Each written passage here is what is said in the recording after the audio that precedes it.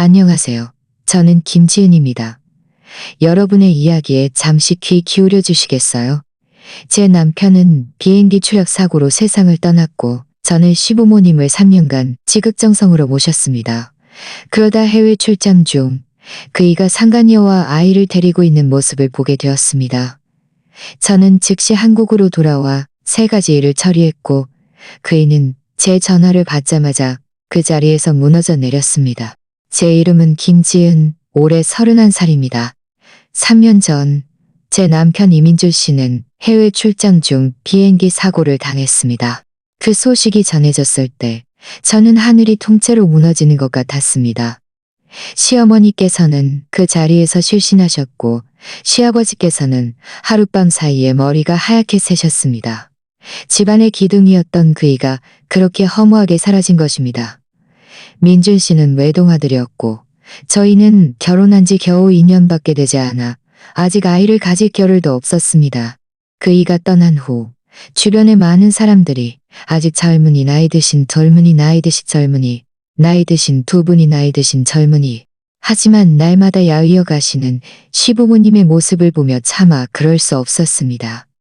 민준 씨는 살아생전 부모님께 가장 효자였으니 제가 떠나면 두 분이 어떻게 사실까 싶었습니다.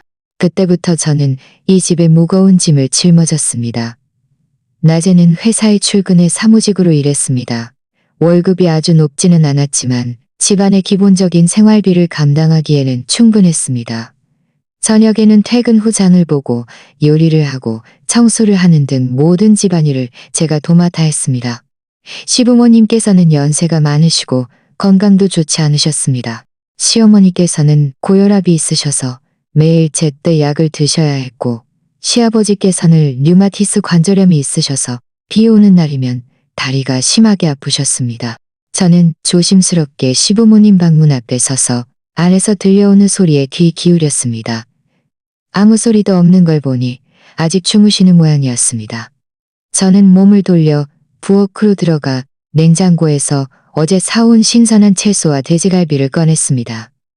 오늘은 두 분께 갈비탕을 끓여드리고 담백한 반찬 2가지를 만들 생각입니다. 시어머니께서 요즘 입맛이 없으셨으니 따뜻한 국물을 드시면 입맛이 돌겠지요. 냄비에 갈비를 넣고 끓는 물에 데쳐 불순물을 제거한 후 생강과 파를 넣고 충분한 물을 부어 약한 불에 은근히 끓였습니다. 국이 끓는 동안 저는 채소를 다듬고 씻기 시작했습니다.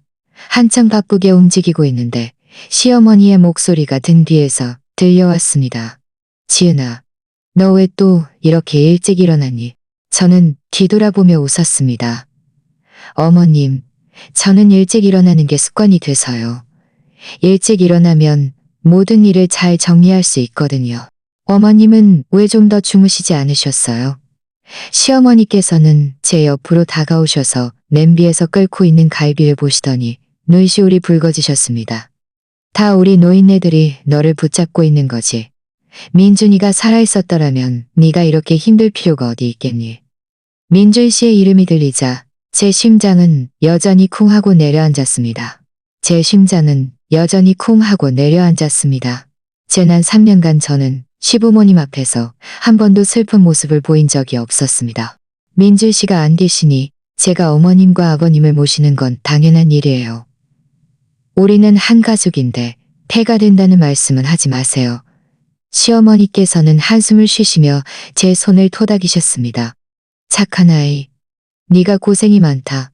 민준이가 너처럼 좋은 며느리를 얻은 건 복이었는데 아쉽게도 뒷말은 참아 있지 못하시고 그저 눈물만 닦으셨습니다. 저는 시어머니를 몇 마디 위로해드리고 먼저 거실에 앉아 거실에 고저 거실에 앉아 거실에 앉아 거실에 얼마 지나지 않아 시아버지께서도 깨어나셨습니다. 지팡이를 짚고 천천히 걸어 나오시는 모습에 저는 얼른 다가가 부축해서 앉혀드리고 따뜻한 물 한 잔을 따라 드렸습니다. 아버님, 오늘 몸은 어떠세요? 제가 여쭙자 시아버지께서는 고개를 저으시며 말씀하셨습니다. 많이 좋아졌단다. 네가 매일 마사지해준 덕분이지. 제가 매일 마사지해 준비되자. 저는 음식을 상에 개자. 저는 음식을 상에 차려. 쉴 때는 쉬렴. 식사 내내 시어머니께서는 제게 반찬을 계속 얹어주시며 많이 먹으라고 하셨습니다. 두 분의 애틋한 눈빛을 보니 마음이 따뜻해지면서도 먹먹해졌습니다. 저는 정말 민준 씨가 살아있어서 우리 가족이 예전처럼 화목하게 지낼 수 있기를 바랐습니다. 아침 식사를 마친 후 저는 설거지를 하고 시어머니의 혈압을 재드렸습니다. 혈압이 정상인 것을 확인하고 나서야 약을 제때 드시게 했습니다. 그리고 시아버지의 다리를 한동안 마사지해 드렸습니다. 아버님께서 훨씬 편안하다고 말씀하실 때쯤 저는 가방을 들고 출근 준비를 했습니다. 어머님, 아버님, 저 출근해요. 점심은 회사에서 먹을 테니 두 분은 간단하게 드시고 너무 무리하지 마세요. 무슨 일 있으면 언제든지 저한테 전화 주시고요. 제가 당부하자 시어머니께서 말씀하셨습니다. 알겠다. 너도 조심해서 가고 안전운전하렴. 저는 고개를 끄덕이고 문을 나섰습니다. 출근길에 오가는 사람들을 끄덕이고 면담이 교차했습니다. 지난 3년간 저는 매일 똑같은 생활을 반복하며 한시도 하지만 제가 지켜온 모든 것이 한낱 거짓말이었다는 것을 그때는 상상조차 하지 못했습니다. 회사에 도착했을 때 출근 카드를 찍으니 막 8시 10분이었습니다. 가방을 내려놓고 책상 위에 서류를 정리하자마자 장미경 부장님께서 저를 사무실로 부르셨습니다. 장 부장님은 책상 뒤에 앉아 안경을 고쳐 쓰시며 말씀하셨습니다. 김지은 씨, 긴급 업무가 있어요. 회사와 싱가포르 측의 협력 프로젝트에 문제가 생겨서 누가 가서 진행 상황을 확인해야 합니다. 기간은 대략 3년입니다. 지난 3년간 저는 이 도시를 거의 떠난 적이 없었고 해외 출장은 더더욱이었습니다. 시부모님께서는 연세도 많으시고 건강도 좋지 않으셨기에 두 분을 집에 남겨두고 떠나는 것이 정말 마음에 걸렸습니다. 저는 미간을 찌푸리며 물었습니다. 부장님, 다른 사람을 보내면 안 될까요? 저희 집 사정은 아시지 않습니까? 시부모님께서 연세가 많으셔서 옆에서 보살펴줄 사람이 필요합니다. 하지만 이 프로젝트는 처음부터 김지은 씨가 담당해왔고 세부 사항을 가장 잘 알고 있어요. 다른 사람이 가면 당분간 업무 파악이 어려워 프로젝트 진행이 늦어질까가 걱정됩니다. 그녀는 잠시 말을 멈췄다가 덧붙였습니다. 회사에서도 김지은 씨의 어려움을 고려해서 이번 출장 수당을 2배로 드리겠습니다. 그리고 제가 이미 사장님께 신청해서 돌아오시면 3일간 유급 휴가를 드리도록 하겠습니다. 저는 침묵했습니다. 장 부장님의 말씀이 맞았습니다. 이 프로젝트는 처음부터 제가 담당했기에 모든 과정을 손바닥 고듯 허니 꿰뚫고 있었습니다. 다른 사람이 맡으면 분명 문제가 생길 가능성이 높았습니다. 게다가 회사에서 제시한 조건도 매우 좋았습니다. 2배의 수당으로 시부모님께 영양제를 사드릴 수 있을 것이고 유급 휴가로 두 분과 더 많은 시간을 보낼 수 있을 것입니다. 한참을 망설이던 저는 마침내 고개를 끄덕이며 말했습니다. 비행기 표와 호텔은 회사에서 이미 예약해 두었습니다.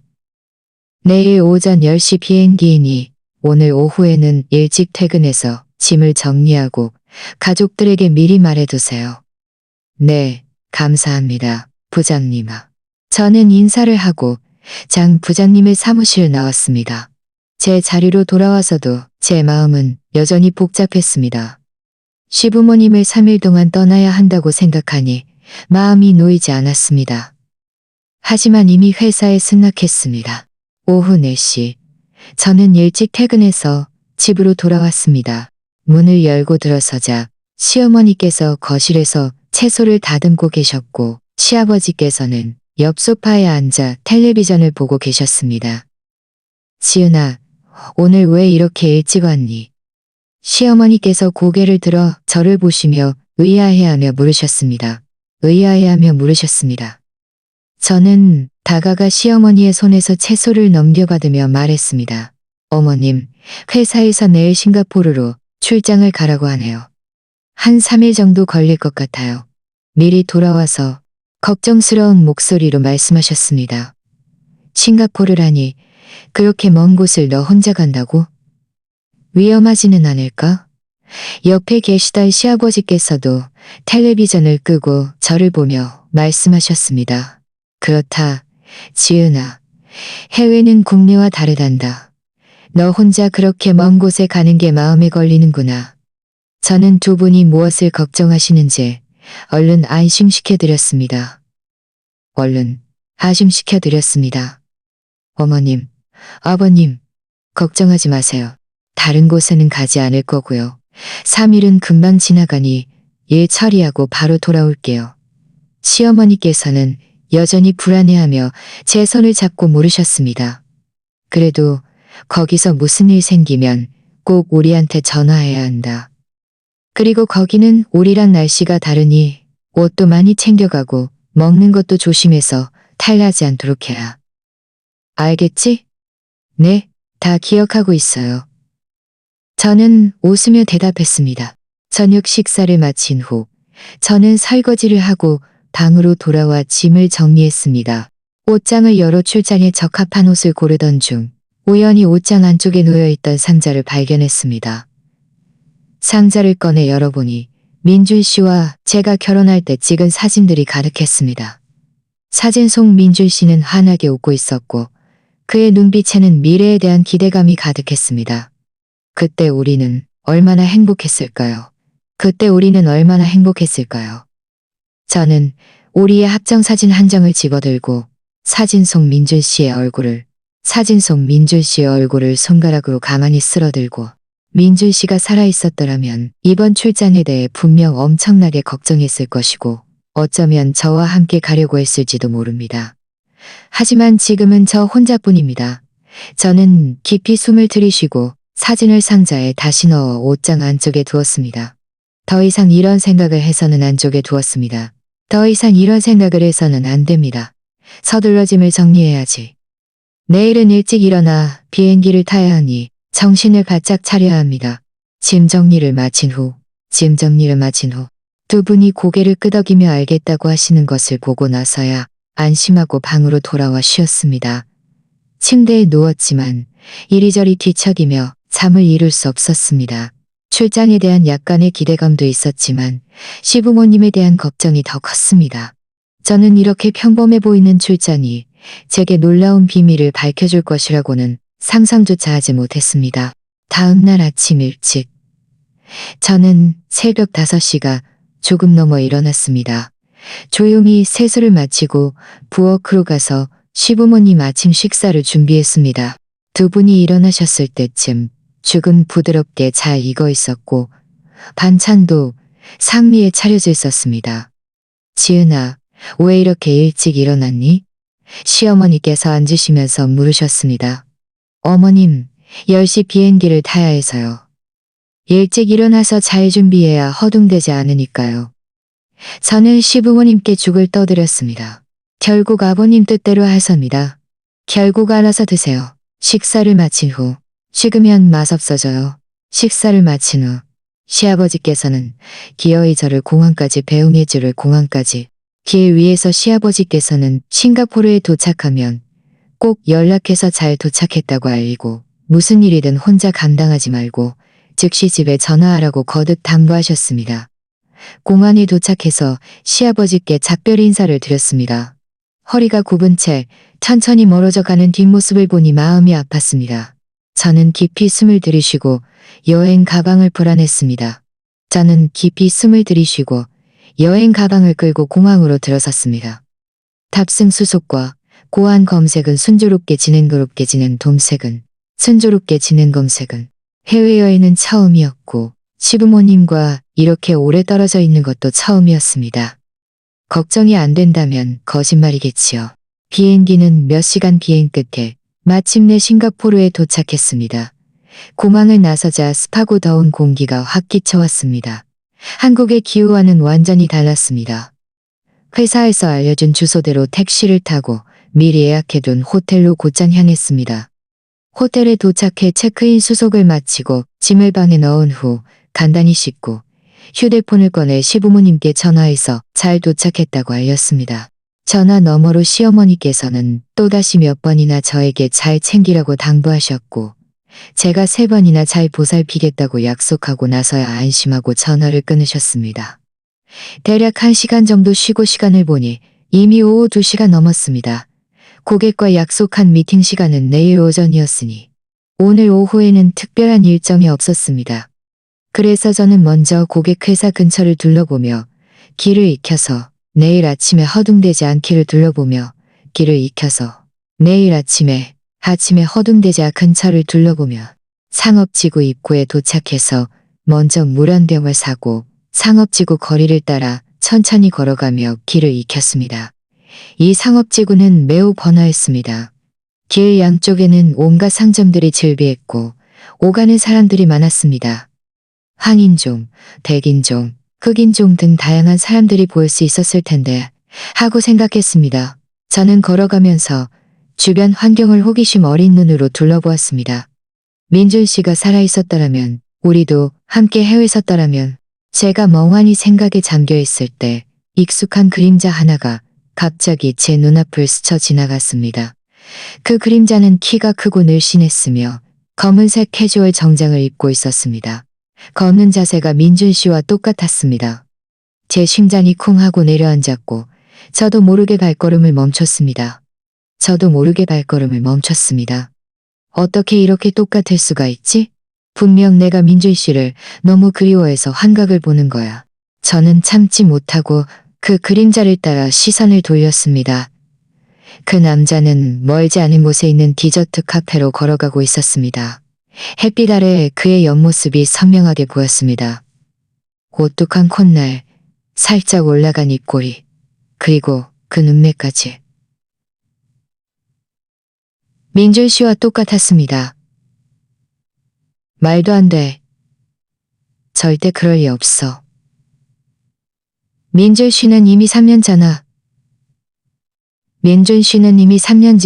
전에 세상을 떠났어. 회사에서도 사망보고서를 발행했고 나는 유풍도 인계받았는데 저는 속으로 계속해서 자신을 위로했지만 마음속 의심은 점점 깊어졌습니다. 저는 홀린 듯이 그를 따라갔습니다. 그 남자가 정말 민준 씨인지 확인하고 싶었습니다. 저는 디저트 카페에서 멀지 않은 기둥 뒤에 숨어 눈을 깜빡이지 않고 그 남자를 주시했습니다. 그 남자는 디저트 카페 문 앞에 멈춰서서 뒤를 향해 손을 흔들었습니다. 곧 분홍색 원피스를 입은 젊은 여자가 걸어왔고 손에는 2살쯤 되어 보이는 어린 남자아이를 안고 있었습니다. 여자는 남자 옆으로 다가와 다정하게 그의 팔짱을 끼고 뭔가 즐거운 이야기를 나누는데도 웃었습니다. 남자는 고개를 숙여 여자의 머리카락을 부드럽게 쓰다듬더니 허리를 굽혀 어린 남자아이를 안아 올렸습니다. 그리고 아이의 뺨에 입을 맞췄습니다. 그 남자가 허리를 굽히는 순간 저는 그의 정면 얼굴을 선명하게 보았습니다. 그 순간 제 온몸의 피가 얼어붙는 것 같았습니다. 제가 죽었다고 생각했던 지난 3년간 저를 가슴 아프게 하고 시부모님을 기꺼이 모시게 했던 그 남자가 버젓이 여기 살아서 있었습니다. 저는 제 눈을 믿을 수 없어 힘껏 눈을 깜빡였습니다. 다시 자세히 보니 그 남자는 분명 이민준이었습니다. 그의 얼굴에는 3년 전의 앳된 모습 대신 면면의 성숙함이 더해져 있었지만 저는 한눈에 그를 알아볼 수 있었습니다. 거대한 분노와 억울함이 있었습니다. 그이는 죽지 않았어. 그이가 죽지 않았다니. 그럼 지난 3년간 내 희생은 뭐였지? 시부모님의 슬픔은 또 뭐였지? 민준 씨와 그 여자 그리고 아이가 다정하게 있는 모습을 보니 제 심장은 날카로운 칼에 난도질 당하는 것처럼 아파 숨조차 쉴 수 없었습니다. 당장이라도 달려가 그에게 따지고 싶었습니다. 왜 제게 이런 짓을 했는지, 왜 자신의 죽음을 위장하는 거짓말을 꾸몄는지 묻고 싶었습니다. 하지만 저는 결국 참았습니다. 지금은 충동적으로 행동할 때가 아니라는 것을 알았습니다. 저는 깊이 숨을 몇 번 쉬며 자신을 진정시키려 노력했습니다. 그리고 천천히 뒤로 물러나 더 은밀한 곳에 숨어 그들을 계속 지켜보았습니다. 이 남자가 대체 얼마나 더 많은 것을 저에게 숨기고 있는지 알아내야 했습니다. 저는 숨겨진 구석에 숨어 눈 깜짝하지 않고 디저트 카페 문 앞에 세 사람을 주시했습니다. 심장은 마치 보이지 않는 손에 꽉 쥐어짜이는 듯 아파서 숨쉬기조차 힘들었습니다.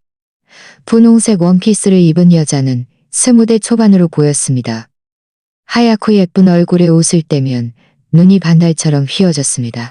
그녀는 민준 씨의 팔짱을 끼고 그의 어깨에 살짝 기대어 새침대기처럼 보였습니다. 민준 씨가 그녀를 바라보는 눈빛은 꿀이 뚝뚝 떨어지는 듯한 부드러움이 가득했습니다.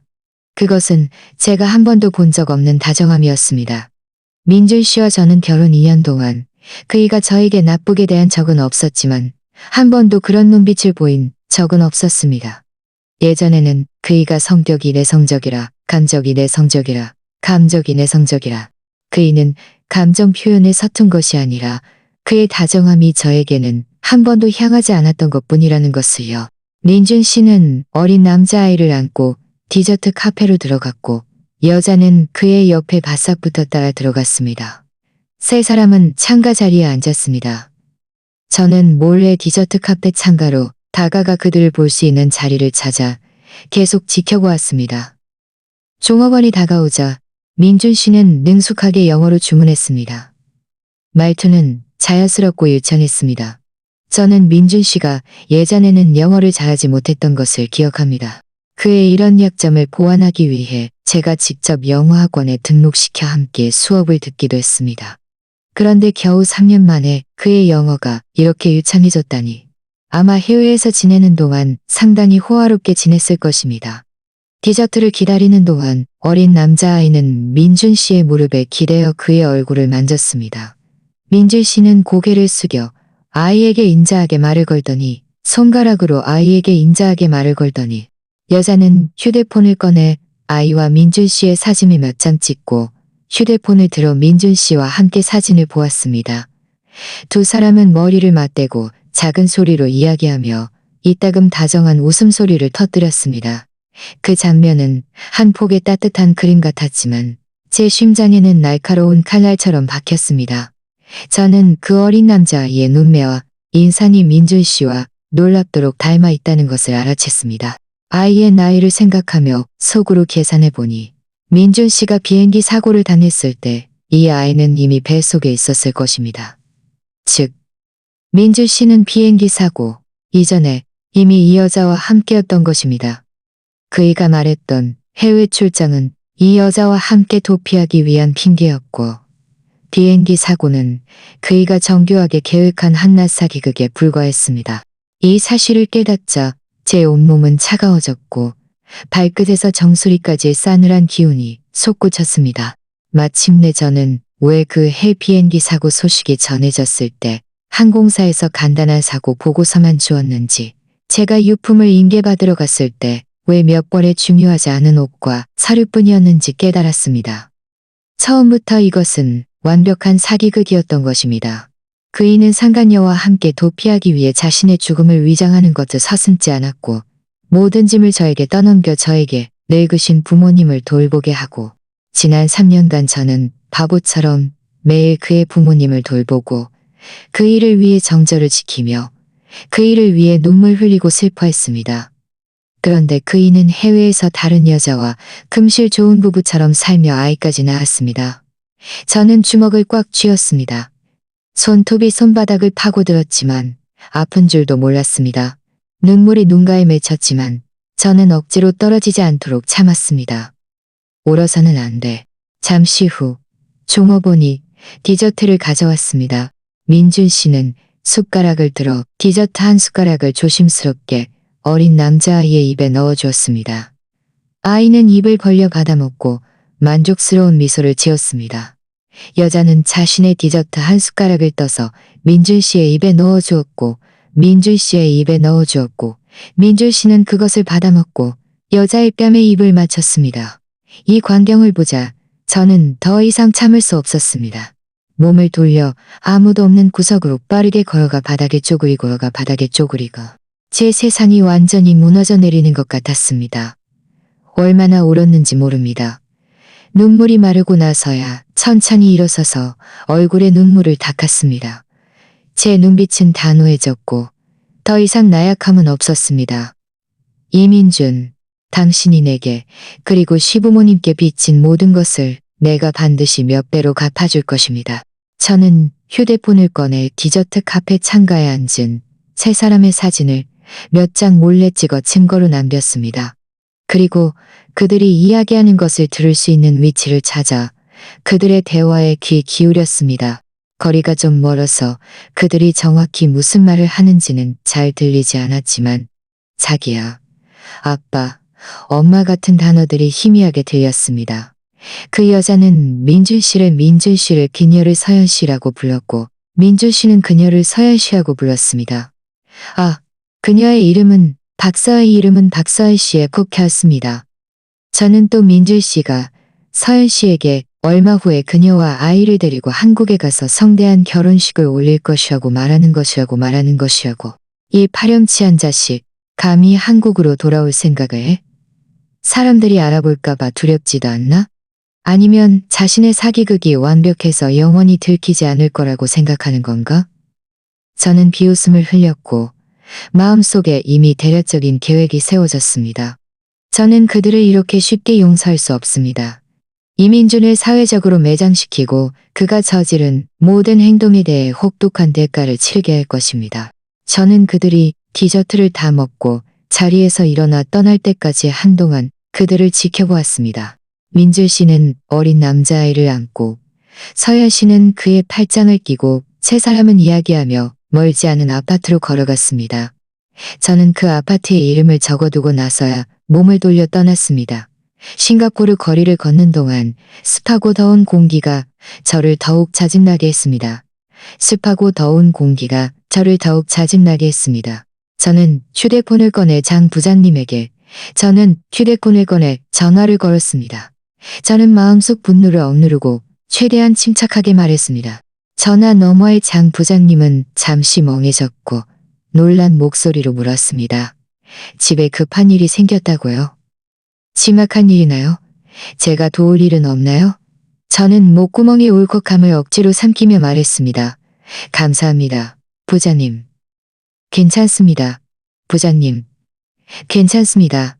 집안 어르신 문제라 제가 직접 가서 처리해야 합니다. 프로젝트 일은 정말 죄송합니다. 돌아가서 부장님은 한사에 설명드리겠습니다. 장 부장님은 한숨을 깼습니다.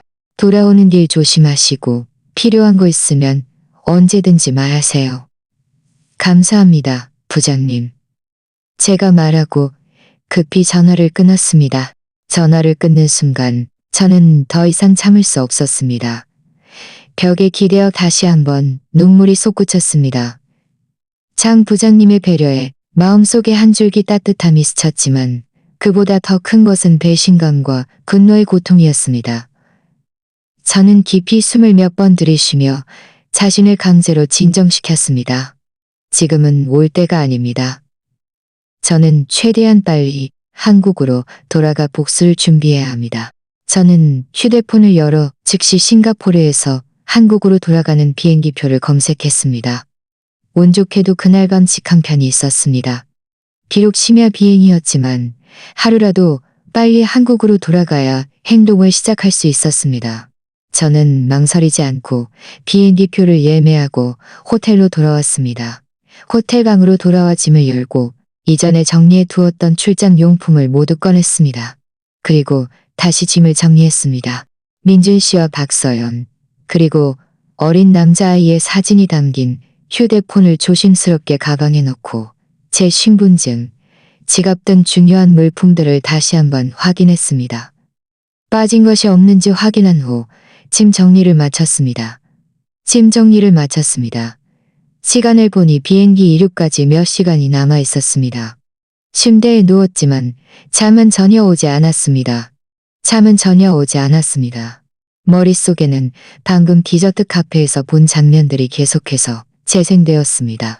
저는 지난 3년간의 모든 순간들을 되짚어보기 시작했습니다. 민준 씨가 비행기 사고를 당하기 한 달 전, 그이는 갑자기 제게 회사에 중요한 해외 프로젝트가 있어서 싱가포르에 한동안 어쩌면 반년 이상 머물러야 할지도 모른다고 말했습니다.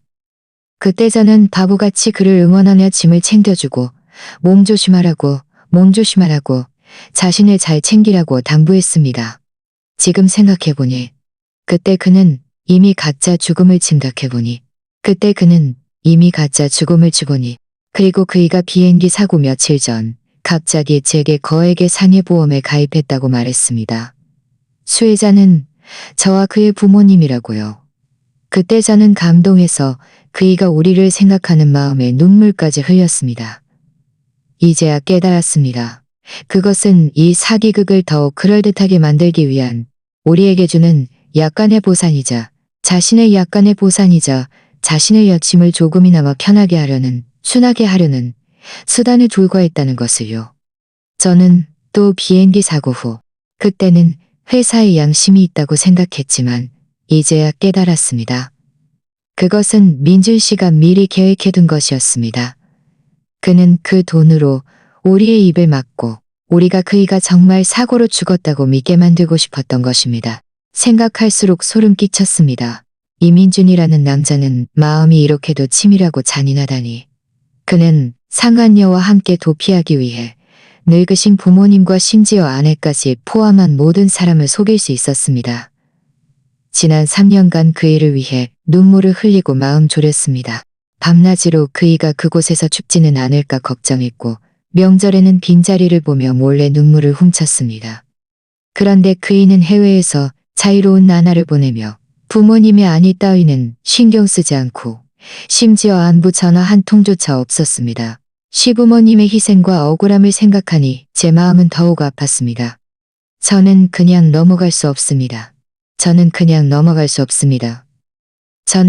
넘어갈 수 없습니다.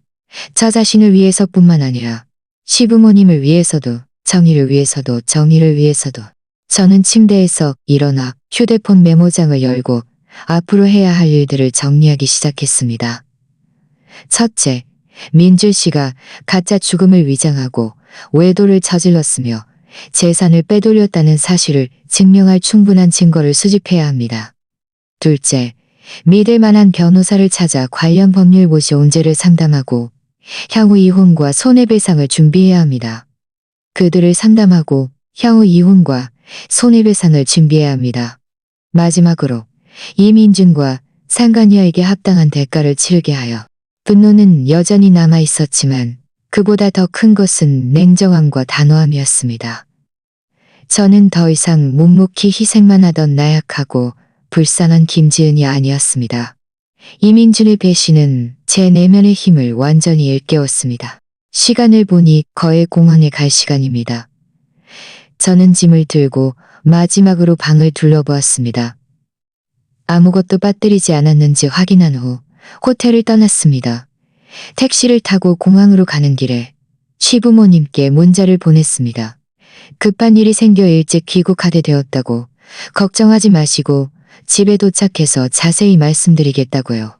문자를 보낸 후 휴대폰을 무음 모드로 바꿨습니다. 지금은 그 누구의 전화도 받고 싶지 않았습니다. 그저 조용히 귀국하여 복수 계획을 시작하고 싶었습니다. 공항에 도착해서 순조롭게 탑승 수속을 마치고 보안 검색대를 통과했습니다. 해당 탑승구를 찾아 앉아 비행기를 기다리는 동안 저는 휴대폰 속 사진들을 다시 꺼내 한 장 한 장 자세히 살펴보았습니다. 사진 속 민준 씨는 너무나 행복하게 웃고 있습니다. 저는 이 사진들을 모두 클라우드에 백업하고 휴대폰 갤러리에도 암호를 걸어 저장했습니다. 이것이 제 복수의 첫걸음이었습니다. 증거는 절대로 잃어버려서는 안 됩니다. 곧 탑승 안내 방송이 나왔습니다. 저는 휴대폰을 집어넣고 짐을 들고 사람들 틈에 섞여 비행기에 올랐습니다. 제 자리를 찾아 앉은 후 모든 세부 사람들 틈에 섞여 비행기에 올랐습니다. 제 자리를 찾아 앉은 후 안전벨트를 매고 의자 등받이에 기대어 눈을 감았습니다. 얼마나 시간이 흘렀을까. 저는 눈을 뜨고 창밖의 칠 같은 밤하늘을 바라보았습니다. 마음은 평온했습니다.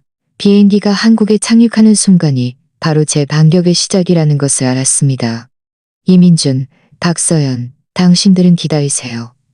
나는 반드시 당신들이 저지른 모든 행동에 대해 가장 혹독한 대가를 치르게 할 것입니다. 몇 시간의 비행 끝에 비행기는 마침내 한국 공항에 착륙했습니다. 공항을 나섰을 때 이미 날이 밝아오고 있었습니다. 저는 택시를 타고 곧장 집으로 향했습니다. 길 위에서 시부모님께서 좋아하시는 아침 식사를 좀 사서 먼저 두 분을 안심시킨 후 천천히 민준 씨 이야기를 꺼낼 생각이었습니다. 집에 도착해서 문을 살짝 밀고 들어가니 시부모님께서는 이미 깨어나 거실에서 초조하게 저를 기다리고 계셨습니다. 제가 돌아온 것을 보시자마자 두 분은 즉시 일어나 저는 괜찮아요. 걱정 끼쳐드려 저에게 달려오셨습니다. 지은아 드디어 왔구나. 무슨 급한 일이었니? 시어머니께서 제 손을 잡고 위아래로 살펴보십니다. 저는 아침 식사를 상에 놓으며 말했습니다. 두 분이 좋아하시는 아침 식사를 사왔어요. 먼저 좀 드세요. 무슨 일인지는 식사하고 나서 이야기해요. 제 얼굴이 평온한 것을 보시고 시부모님의 걱정은 조금 줄어든 듯 했습니다. 우리는 함께 앉아 아침 식사를 했습니다. 저는 식사를 하면서 속으로 말을 고르고 있었습니다. 민준 씨 이야기를 어떻게 해야 두 분이 충격을 덜 받으실까 고민했습니다. 아침 식사를 마친 후 저는 설거지를 하고 시부모님 맞은편 소파에 앉았습니다. 주름 가득한 두 분의 얼굴을 보며 깊이 숨을 들이쉬었습니다. 아직은 모든 진실을 털어놓지 않기로 결정했습니다. 먼저 두 분의 감정을 안정시키고 제가 재산 문제를 명확히 확인한 후에 이야기하는 것이 좋겠다고 생각했습니다. 어머님, 아버님, 이번에 일찍 돌아온 건요. 제가 싱가포르에 있을 때 우연히 민준 씨에 대한 단서를 몇 가지 바지 발견해서 물으셨습니다. 어쩌면 민준 씨에 대한 단서를 몇 가지 발견해서 어쩌면 민준 씨의 그 해 일이 우리가 생각했던 것과 다를 수도 있을 것 같아요. 민준이 그 애는 이미 죽지 않았니? 어머님, 아버님, 아직 확실한 증거는 없어요. 그저 몇 가지 의심스러운 점이 있을 뿐이에요. 저는 시어머니의 손을 살짝 토닥이며 달랬습니다. 그래서 민준 씨의 그 해 재산 상황을 먼저 확인해 걸렸습니다. 그래서 민준 씨의 그 해 재산 상황을 먼저 확인해 보고 싶어요. 혹시 단서를 찾을 수 있을까 해서요. 만약 정말 무슨 문제가 있다면 우리도 미리 대비하는 게 좋으니까요. 우리가 믿고 싶지 않지만 만약 정말 숨겨진 일이 있다면 우리도 알아야 하니까. 시부모님의 지지를 얻으니 마음이 한결 놓였습니다. 저는 즉시 휴대폰을 꺼내 친구에게 전화를 걸었습니다. 이 친구는 이지훈 변호사로 저희는 어릴 때부터 함께 자란 아주 절친한 사이였습니다. 이지훈 변호사로 저희는 어릴 때부터 함께 자란 아주 절친한 사이였습니다. 그해 민준 씨가 비행기 사고를 당했을 때 많은 일들을 그이가 도와주었습니다. 그는 지금 제가 가장 신뢰하는 사람입니다. 싱가포르 출장 간 거 아니었어? 저는 말했습니다. 지훈아, 나 일찍 돌아왔어. 아주 중요한 부탁이 있어서 그래. 지금 시간 괜찮아? 직접 만나서 이야기하고 싶어. 이지훈 변호사는 제 목소리에서 이상한 기미를 눈치채고는 급히 말했습니다. 괜찮아. 나 지금 변호사 사무실이야. 이리로 와. 사무실에서 기다릴게. 전화를 끊고 저는 시부모님께 말씀드렸습니다. 어머님, 아버님, 저는 지금 변호사 사무실에 가서 지훈이와 재산 문제에 대해 상의해야 해요. 두 분은 집에서 편히 쉬시고 너무 걱정하지 마세요. 제가 돌아와서 다시 말씀드릴게요. 그래, 잘 다녀와. 길 조심하고. 시아버지께서 고개를 끄덕이셨습니다. 저는 문을 나섰고 택시를 타고 이지은 변호사의 사무실로 곧장 향했습니다. 변호사 사무실에 도착해서 저는 곧장 이지은 변호사의 사무실로 들어갔습니다. 이지은 변호사의 사무실로 들어갔습니다. 이지훈 변호사는 저를 보자마자 벌떡 일어나 저를 맞이하며 위아래로 살펴보았습니다. 지훈아, 왜 그래? 얼굴색이 왜 이렇게 안 좋아? 지훈아, 민준 씨가 그이가 어쩌면 죽지 않았을지도 몰라. 제 말을 들은 이지훈 변호사는 눈을 크게 뜨며 믿을 수 없다는 듯 말했습니다. 무슨 소리야? 지은아, 네가 민준 씨를 너무 그리워해서 환각을 보는 거 아니야. 그 해 비행기 사고 보고서는 분명했고 항공사 증명서도 있었잖아. 항공사 증명서도 있었잖아. 나는 정말 그 일을 봤어. 저는 가방에서 휴대폰을 꺼내 갤러리를 열고 민준 씨와 박서연, 이 남자가 이민준이고 옆에 여자는 박서연이야. 그리고 2살쯤 된 아이도 있는데 눈매가 민준 씨랑 똑같아. 이지훈 변호사는 휴대폰을 받아들고 사진을 자세히 살펴보았습니다. 그의 얼굴색은 점점 더 심각해졌습니다. 한참을 보다가 고개를 들어 저를 보다가 고개를 들어 저를 보며 짐작해졌습니다. 저는 고개를 끄덕이며 말했습니다. 정말 이민준이네. 지은아, 네가 잘못 본 게 아니야. 이민준이야. 이지훈 변호사의 확인민준이야. 하지만 그이의 모습, 그이의 표정 평생 잊을 수 없을 거야. 지훈아, 나는 민준 씨의 그 해비행기 사고가 그이가 정교하게 계획한 사기극이라고 의심해. 목적은 이 여자와 도피하기 위한 것이었어. 이지훈 변호사는 미간을 찌푸린 채 한참을 생각하더니 말했습니다. 만약 정말 그렇다면 이민준의 행동은 먼저 그이가 그렇다면 이민준의 행동은 너무나 악랄한 거야. 모든 사람을 속였을 뿐만 아니라 보험 사기, 부부 공동재산이다. 보험 사기, 부부 공동재산. 민준 씨가 비행기 사고를 당하기 전에 우리에게 결혼해서 살던 집도 있었고 예금도 좀 있었어. 그이가 비행기 사고 전에 이미 이 재산들을 빼돌렸다고 의심해. 지훈아, 네가 좀 알아봐 줄 수 있을까? 문제 없어. 이건 나에게 맡겨. 이지훈 변호사는 고개를 끄덕였습니다. 이지훈 변호사는 고개를 끄덕였습니다. 내가 즉시 이민준에 가져야 해. 내가 즉시 이민준에 끌려도 부동산 등기 정보 그리고 그의 명의로 된 까지만 이로 된 다른 자산들을 확인해 볼게. 제가 말했습니다.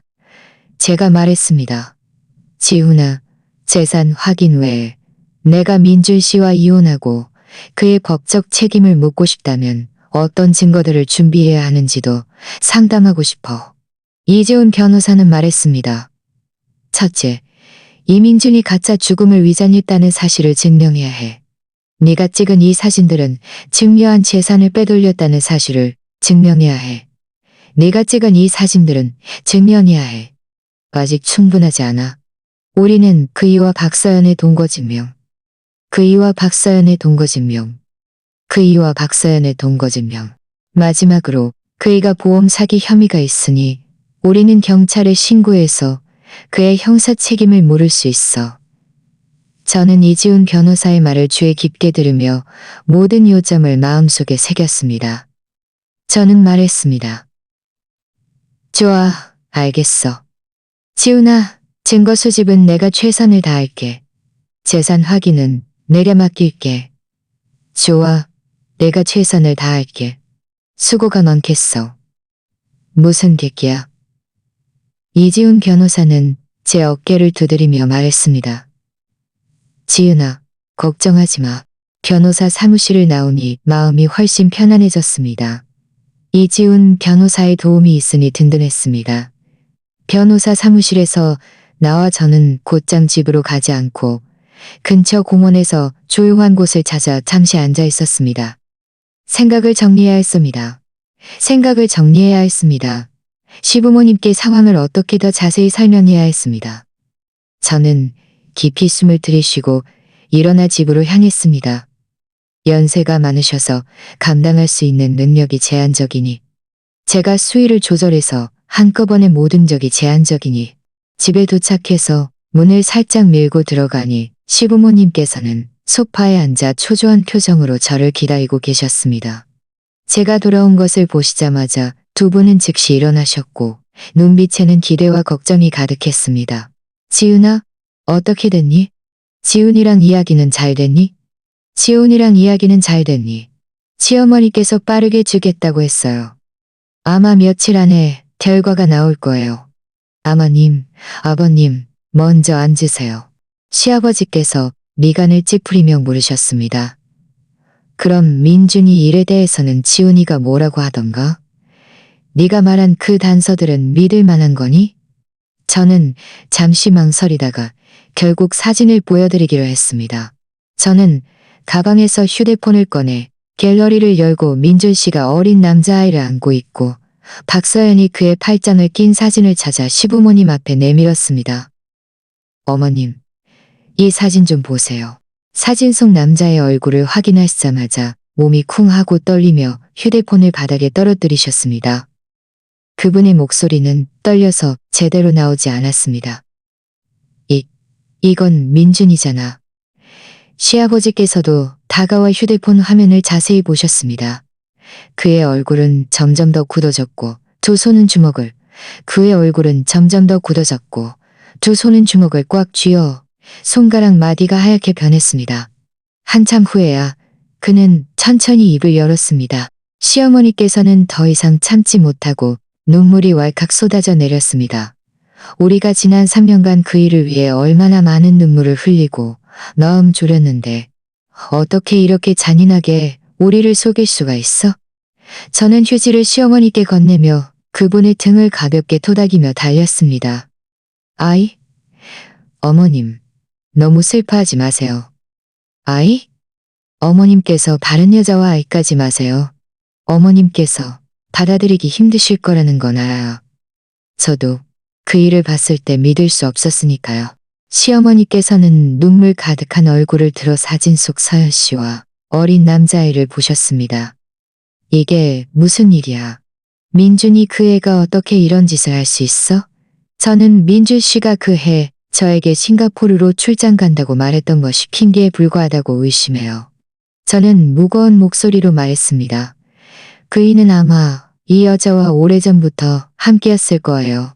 그녀와 도피하기 위해 비행기 사고라는 사기극을 전개하기 위해 비행기 사고라는 사기극을요.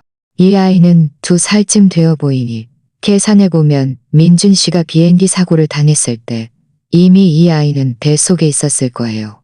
시아버지께서는 제 말을 듣고 깊이 한숨을 쉬시더니 소파에 기대셨습니다. 소파에 기대셨습니다. 그의 눈빛에는 실망과 가슴 아픔이 가득했습니다. 이 자식 정말 파렴치한 놈이구나.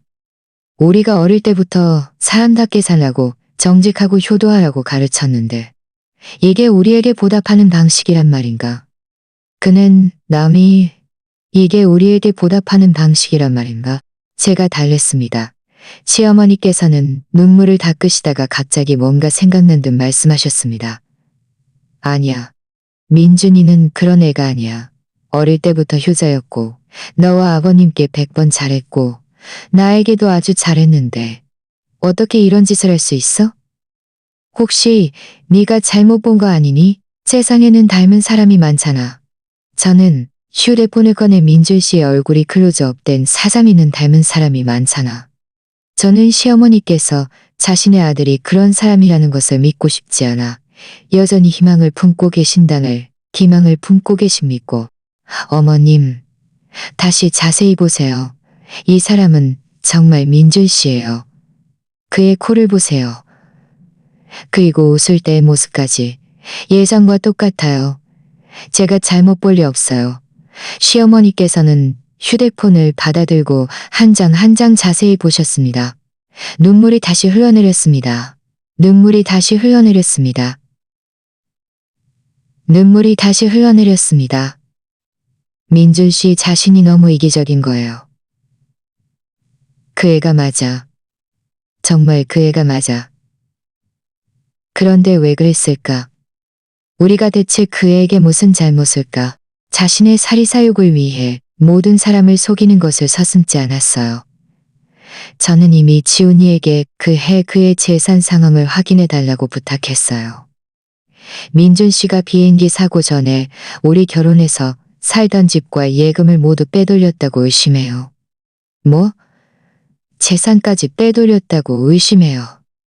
뭐? 재산까지 빼돌렸다고 의심해요. 절대로였다고? 시아버지께서는 걸딱 몸을 세우셨습니다. 눈빛에는 분노가 가득했습니다. 이 짐승 같은 자식. 정말 구제불능이구나. 저는 말했습니다. 어머님, 아버님, 저를 믿어주셔서 감사합니다. 지금 가장 중요한 건 지훈이의 조사 결과를 기다리는 거예요. 그이가 재산을 빼돌렸다는 것이 증명되면 우리는 법적 절차를 통해 우리 것을 되찾을 수 있어요. 게다가 민준 씨의 이런 행동은 이미 보험 사기 혐의가 있으니 우리는 그의 형사 책임도 물을 수 있어요. 지어머니께서는 고개를 끄덕이시며 눈물을 닦으셨습니다. 앞으로 무슨 일이 생기든 우리 노인네들은 너와 한마음 한뜻으로 함께 서서 네 정의를 찾아줄게. 시어머니의 말을 들으니 마음이 따뜻해졌습니다. 지난 3년간의 희생이 헛되지 않았습니다. 시부모님께서는 늘 저를 안쓰러워하고 계셨습니다. 저는 시어머니의 손을 잡고 말했습니다. 우리는 민준 씨에게 예상치 못한 일격을 가할 거예요. 우리는 민준 씨에게 예상치 마세요. 우리는 한 가족인데 서로 돕는 건 당연한 일이에요. 다음 며칠 동안 저는 매일 이지훈 변호사에게 전화해서 재산조사에게 전화해서 재산조사 진행 상황을 물었습니다. 시부모님께서도 예전처럼 침울해하지 않으시고 오히려 적극적으로 제 집안일을 도와주셨습니다. 때로는 저와 함께 앞으로의 일에 대해 상의하기도 하셨습니다. 집안 분위기는 여전히 무거웠지만 함께 싸워나갈 단호함이 더해졌습니다. 함께 싸워나갈 당위라는 무거웠지만 함께 싸워나갈 단은 이제 막 시작되었다는 것을 알았습니다. 이민주는 이제 막 시작되었다는 것을 알았습니다. 시부모님의 지지와 이지훈 변호사의 도움이 있으니 저는 이 싸움에서 이길 수 있다고 확신합니다. 이민준과 상간녀에게 합당한 대가를 치르게 할 것입니다. 나흘째 오후 이지훈 변호사에게 마침내 전화가 걸려왔습니다. 목소리는 진지했습니다. 지은아, 조사 결과가 나왔어. 이민준이 그해 정말 모든 재산을 빼돌렸어. 게다가 더 중요한 단서도 발견했어.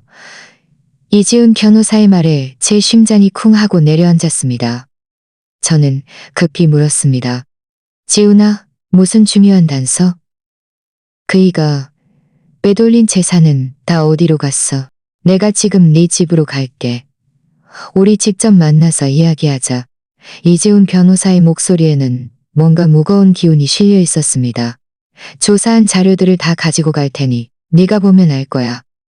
저는 깊이 숨을 몇 번 들이쉬며 자신을 진정시키려 노력했습니다. 저는 깊이 숨을 몇 번 들이쉬며 자신을 진정시키려 노력했습니다. 어머님, 아버님, 걱정하지 마세요. 저는 고개를 끄덕였습니다. 지은아, 지훈이 쪽에서 소식이 온 거니?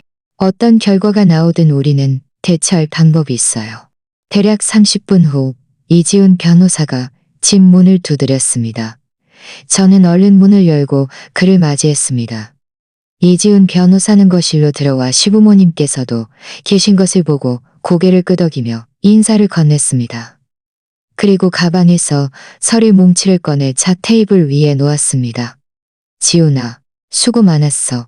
저는 이지훈 변호사에게 물 한 잔을 따라주었습니다.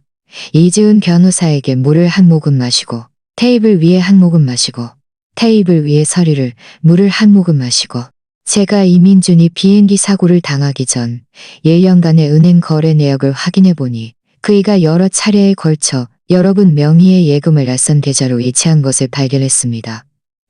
총액은 8억만 위안이 넘습니다. 또한 여러분의 결혼해서 살던 집은 그이가 비행기 사고를 당하기 3개월 전 시장가보다 2억만 위안 낮은 가격으로 그의 먼 친척에게 팔렸습니다. 뭐? 그 안에 우리 추억이 가득했는데 민준 씨가 결혼해서 살던 집까지 팔아넘길 줄은 상상도 못했습니다. 시아버지께서는 화가 나서 차 테이블을 3개 내리치셨습니다. 이 자식, 그 집은 우리 노인네들도 돈을 보태서 산 집인데 그이가 아무 말도 없이 팔아넘겼다니 정말 천인공노할 짓이구나. 이지훈 변호사는 계속해서 말했습니다. 저는 또 그 낯선 계좌의 정보를 확인해 보니 계좌주는 박태준이라는 남자였습니다. 그리고 이 박태준은 박서연의 오빠입니다. 결혼해서 살던 집에 대해서는 비록 그의 먼 친척에게 팔렸지만 제가 확인해 보니 이 집은 나중에 박서연의 명의로 넘어갔습니다. 지금은 박서연이 싱가포르에서 거주하는 곳 중 하나입니다. 역시 그랬구나. 저는 비웃음을 흘렸습니다. 그이가 우리 재산을 모두 그 여자에게 넘겨준 것이었습니다. 세계에 거액할 여자에게 넘겨준 것이었습니다. 지훈아, 더 중요한 단서는 뭐였어? 이지훈 변호사는 보험증권 사본을 꺼내 제게 건넸습니다. 수혜자는 모두 그이가 직접 지정했는데 하나는 박서연, 하나는 박서연의 부모님, 그리고 하나는가 태어난 아이였습니다. 이 세 보험의 총보장액은 5억 원익은 5억만 위안에 달했습니다. 이 보험 증권을 보자 저는 완전히 망연자실했습니다. 저는 마침내 이민준이 이 가짜 죽음 사기극을 계획한 것이 박서연과 도피하기 위해서뿐만 아니라 이 거액의 보험금을 편취하기 위함이었다는 것을 깨달았습니다. 이 짐승 같은 자식, 정말 짐승만도 못하구나. 시아버지께서는 화가 나서 온몸을 떨며 거의 실신할 뻔했습니다. 시어머니께서는 급히 그를 부축하셨고 자신도 너무 울어서 숨조차 제대로 쉬지 못했습니다. 저는 그 보험 증권을 꽉 쥐었습니다. 손톱이 손바닥을 깊이 파고들었지만 아픈 줄도 몰랐습니다. 제 눈빛은 점점 더 단호해졌습니다. 이민준, 당신이 이렇게까지 잔인하게 나왔으니, 나도 당신이 이렇게까지 잔인하게 나왔으니, 지훈아, 지금 증거가 어느 정도 있긴 하지만 아직 충분하지 않아. 저는 깊이 숨을 들이쉬며 말했습니다. 그이가 가짜 죽음을 위장하고 외도를 저질렀으며 보험금을 편취했다는 사실을 증명할 더 확실한 증거가 필요해. 믿을 만한 사설 탐정을 소개해 줄 수 있을까? 그에게 싱가포르에 가서 이민준과 박서연의 동거 증명, 아이의 출생 증명, 그리고 그들이 해외에서 생활한 증거들을 수집해 달라고 하고 싶어. 내가 지금 바로 그에게 연락해서 내가 아주 믿을 만한 사설 탐정을 알고 있어. 그는 해외에도 자원이 많으니. 하지만 해외 조사는 비용이 많이 들 거야. 마음의 준비를 해야 해. 돈은 문제가 아니야. 제가 말했습니다. 충분한 증거만 수집할 수 있다면 얼마든지 쓸 용의가 있어. 지난 몇 년간 나 자신도 돈을 좀 모아둬서 조사 비용을 감당하기에는 충분해. 좋아. 그럼 내가 지금 바로 그에게 연락할게. 이지훈 바로 그에게 전화를 거내 즉시 사설 탐정에게 전화를 걸었습니다. 그는 탐정에게 전화를 걸었습니다. 전화를 끊은 후 이지훈 변호사는 제게 말했습니다. 탐정이 승낙했어. 내일 오전에는 그를 만나서 이야기할 거야. 그땐 일화 찍은 사진들도 가져가서 탐정에게 참고 자료로 줘. 네, 알겠어요. 저는 고개를 끄덕였습니다. 이지훈 변호사는 시부모님을 몇 마디 위로해드린 후 떠났습니다.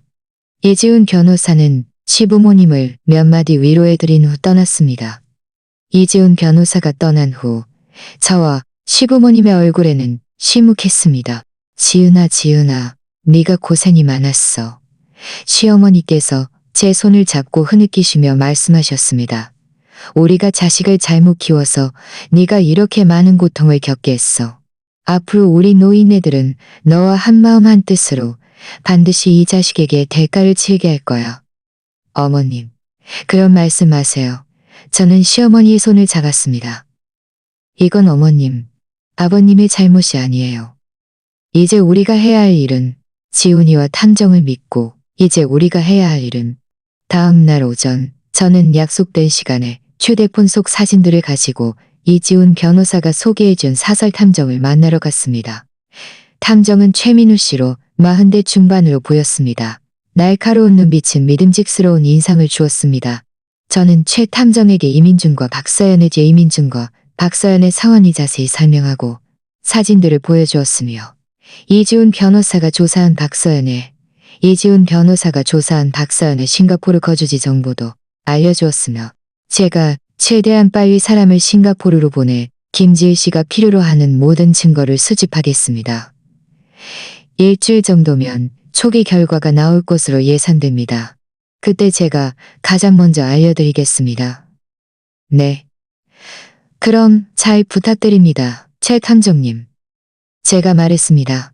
탐정사무소를 나오니 마음이 훨씬 편안해졌습니다. 이제 제가 할 일은 인내심을 가지고 기다리는 것뿐입니다. 탐정사무소를 나오니 저는 곧장 집으로 가지 않고 먼저 이지훈 변호사의 사무실로 갔습니다. 재산 조사 결과가 이미 명확해졌고 민준 씨가 부부 공동재산을 빼돌린 사실이 확실해졌으니 저는 증거가 완전히 수집될 때까지 기다릴 수 없었습니다. 먼저 그의 퇴로를 차단해야 했습니다.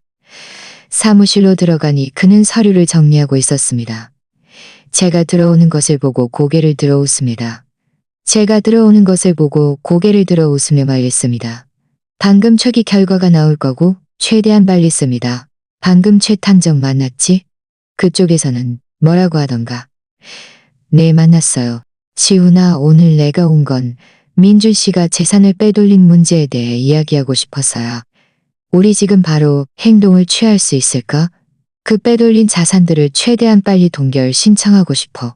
이지연 변호사는 손에 들고 있던 서류를 내려놓고 제 옆으로 다가와 앉으며 고개를 끄덕였습니다. 지금 바로 관련지며 고개를 끄덕였습니다. 제가 지금 바로 관련 이민준이 재산을 빼돌린 초기 증거를 가지고 있어. 은행 거래 내역. 너무 좋아요, 지훈아. 지우 많았어. 저는 마음속으로 깊이 감사했습니다. 무슨 객기야? 이지훈 변호사는 웃으며 말했습니다. 하지만 마음의 준비를 해야 해.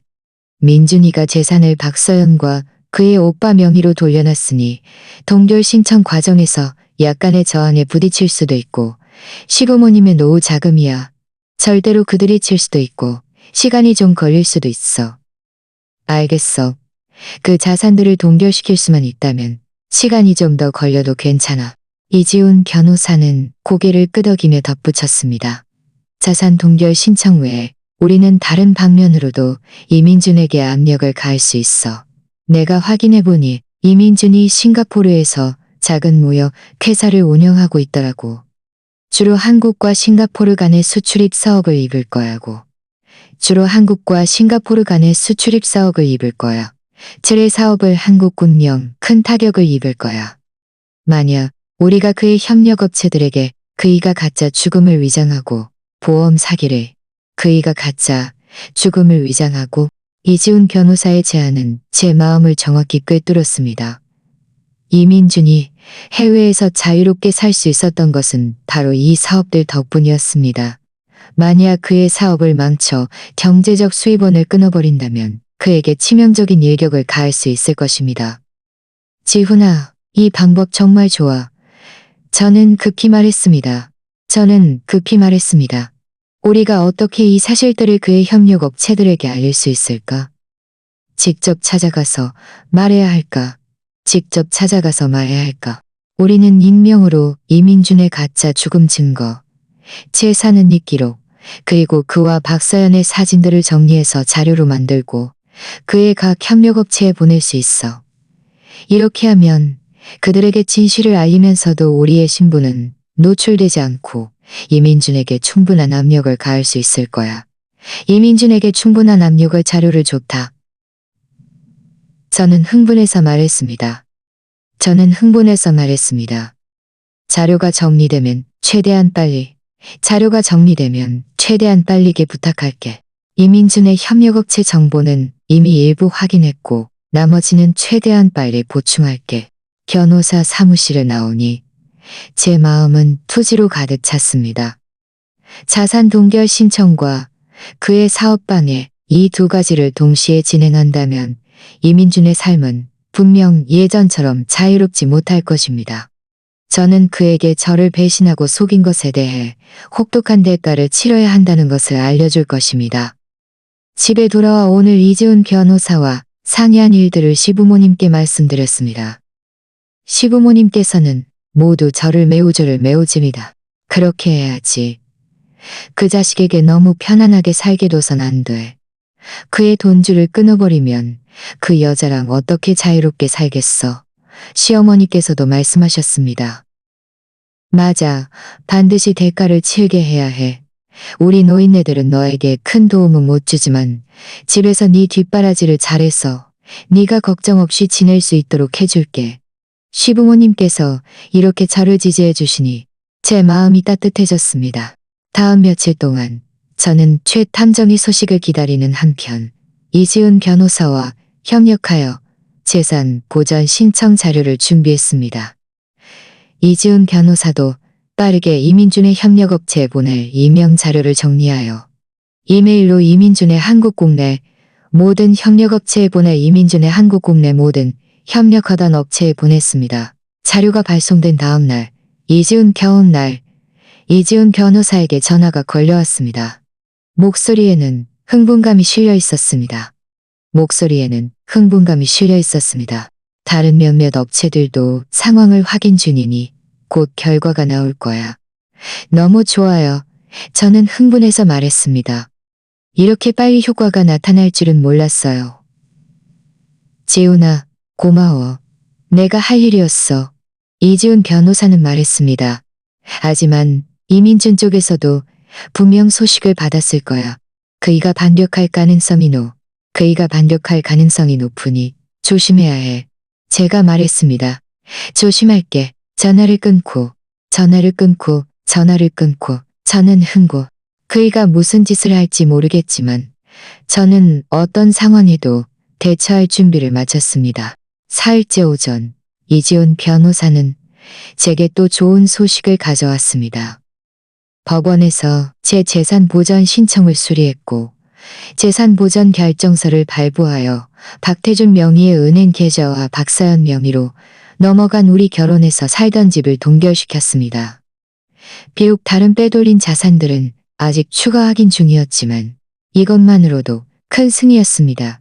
저는 법원의 재산 보전 결정서를 들고 마음속으로 굳게 다짐했습니다. 나는 반드시 이민준이 빼돌린 모든 재산을 되찾을 거야. 그때 제 휴대폰이 울렸습니다. 낯선 해외 발신 번호였습니다. 이 번호를 보니 제 심장이 쿵하고 내려앉았습니다. 직감적으로 이 전화가 민준 씨에게서 온 것임을 알 수 있었습니다. 저는 깊이 숨을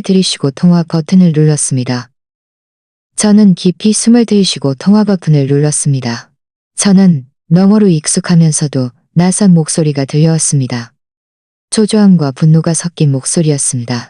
그의 목소리를 듣자 제 마음속 분노가 순식간에 솟구쳤습니다. 하지만 저는 즉시 폭발하지 않고 침착하게 말했습니다. 이민준, 오랜만이네. 아직 나한테 전화할 줄도 아는구나. 전화 너머의 민준 씨는 잠시 멍해진 듯 제가 이렇게 침착하게 나올 줄은 예상하지 못한 듯 했습니다. 그는 잠시 멈췄다가 더욱 분노에 찬 목소리로 말했습니다. 김지은, 나랑 바보같이 굴지 마. 네가 꾸민 짓이 마. 이민준, 혹시 우리가 아직 이혼하지 않았다는 거 잊었나? 네가 빼돌린 그 재산들의 절반은 내 것이고 시부모님의 노후 자금도 있어. 나는 그걸 되찾을 거야.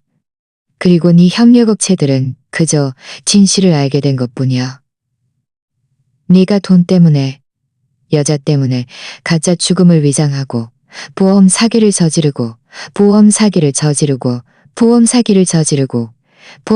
저지르고 부모님과 아내를 속인 파렴치한 인간 쓰레기라는 것을 알게 된 것뿐이라고. 사실이 아니라고. 헛소문인지 아닌지는 당신 자신이 제일 잘 알겠지. 저는 차가운 목소리로 말했습니다. 싱가포르 오차들 로드 상업지구에 있는 달콤한 휴식이라는 디저트 카페. 기억하나? 4일 전 오후 3시에 당신이 2살쯤 된 어린 남자아이를 안고 옆에는 분홍색 원피스를 입은 여자가 서 있었지? 당신들 세 식구 정말 행복해 보이더라. 제 말은 마치 폭탄처럼 민준 씨를 완전히 혼란에 빠뜨렸습니다. 제 말은 마치 폭탄처럼 민준 씨를 완전히 혼란에 빠뜨렸습니다. 해외에 숨어 있으면 안심할 수 있을 거라고 생각했나? 저는 목소리에 힘을 주어 말했습니다. 이민준, 나는 원래 싱가포르로 출장을 갔을 뿐이야. 이렇게 놀라운 장면을 목격하게 될 줄은 몰랐지. 네가 살아있는 걸 보니 꽤 기쁘더라. 너무 기뻐서 당장 네 지난 사명을 감당하실 수 없어. 제발 부탁할게. 김지은. 일은 아래 시부모님과 나눠서 이야기하고 싶을 정도야. 김지은, 부모님께는 절대 말하지 마. 민주 씨는 부모님께는 절대 말하지 마. 네가 원하는 건 뭐든지 해줄게. 제발 부모님께는 말하지 마. 내 사업도 망치지 말고. 이제야 나에게 부탁할 줄도 아는구나. 저는 비웃으며 말했습니다. 3년 전 당신이 가짜 죽음을 위장했을 때 나와 시부모님은 생각하지 않았나. 지난 3년간 나는 매일 그분들을 모시고 당신을 위해 정절을 지키고 당신을 위해 잘못했어. 당신을 위해 정절을 지키고 당신을 위해 사업 풍류를 즐기며 아이까지 낳았지. 민준 씨는 애원하기 시작했습니다. 그때는 내가 정신이 홀려 박서연에게 미혹되어 그런 어리석은 짓을 저질렀어. 일부러 너를 속이려고 한 것도 아니고 부모님을 속이려고 한 것도 아니고 부모님을 속이려고 한 것도 아니었어. 그저 한순간 내가 어리석었을 뿐이야. 김지은, 제발 나에게 한 번만 더 기회를 줘. 내가 당장 한국으로 돌아갈게. 우리 잘 살아보자. 우리 잘 살아보자고? 나는 김지은. 평생 결혼하지 않아도 당신 같은 인간 쓰레기와는 더 이상 살지 않을 거야. 그럼 뭘 원해? 민준 씨의 목소리는 절망적으로 변했습니다. 나를 기어이 궁지로 몰아야 직성이 풀리겠어? 나는 당신을 궁지로 몰고 싶은 게 아니야. 그저 당신이 합당한 대가를 치르기를 바랄 뿐이야. 저는 단호한 목소리로 말했습니다. 첫째, 당신은 즉시 한국으로 돌아와 나와 이혼 수속을 받고 빈손으로 돌아와 나와 이혼 수속을 받고 둘째, 당신은 보험 사기 혐의가 있으니 나는 경찰에 신고해서 당신의 형사 책임을 물을 거야. 셋째, 당신은 나와 시부모님 앞에서 당신의 잘못을 인정하고 우리에게 사과해야 해. 빈손으로 떠나고 내 형사 책임까지 묻겠다고? 민준 씨는 비명을 질렀습니다. 김지은, 너 너무 잔인해. 그 재산들은 내가 이미 일부 사용했고 박서연과 아이도 생활비가 필요해. 나는 빈손으로 떠날 수 없어. 박서연과 아이의 생사는 당신이 책임져야 할 일이지 내가 책임질 일이 아니야. 당신에게 3일 시간을 줄게.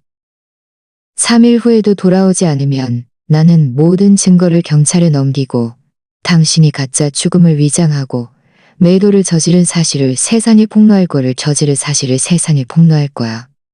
그때가 되는지 두고 봐. 걔가 되면 당신은 사회적으로 매장될 뿐만 아니라 감옥에 갇힐 거야. 박서연과 당신의 아이도 당신 때문에 고개를 들고 당신이다.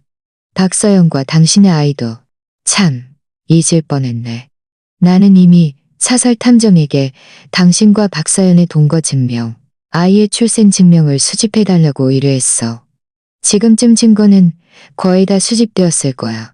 그리고 법원에서 이미 박태준 명의의 은행 계좌와 박서연 명의의 은행 계좌와 박서연 명의의 그 집을 동결시켰어.